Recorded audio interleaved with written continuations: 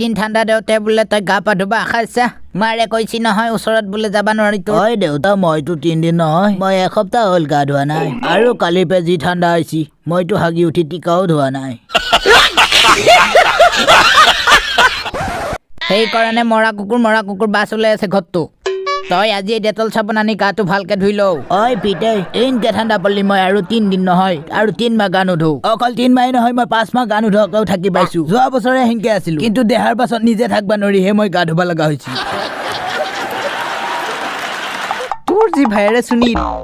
1 number হাপেন চোৰ হয় সি अरे कहना क्या चाहते हो তোৰ যি গাৰ্লফ্ৰেণ্ডৰ হাপেনটো সিয়ে চোৰ কৰছি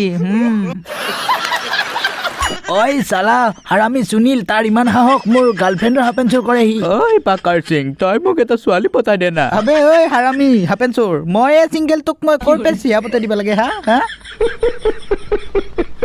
আৰে বাপৰে এইটো দেখোন মোৰ পিছে পিছে আহিবা ধৰিলে ঐ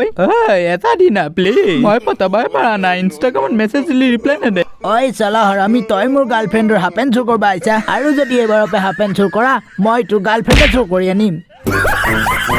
তই মোৰ হাপেন চুৰ কৰি নিয়া তোক মাছছা নেকি ঐ হাপেন চুৰটো মোৰে ভাই আছিল देखा आपने लापरवाही का नतीजा है